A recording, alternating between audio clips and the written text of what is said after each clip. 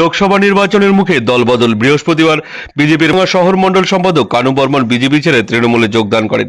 এদিন তার হাতে তৃণমূলের পতাকা তুলে দেয় জেলা চেয়ারম্যান গিরীন্দ্রনাথ বর্মন, শহর ব্লক সভাপতি বিশ্বজিৎ রায়।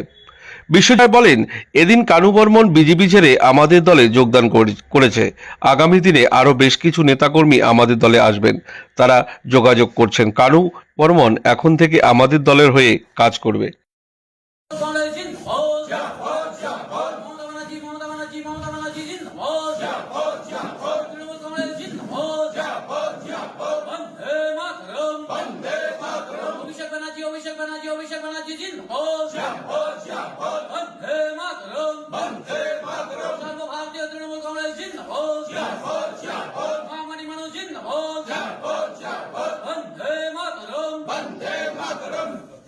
সবাইকে নমস্কার। আমার পক্ষ থেকে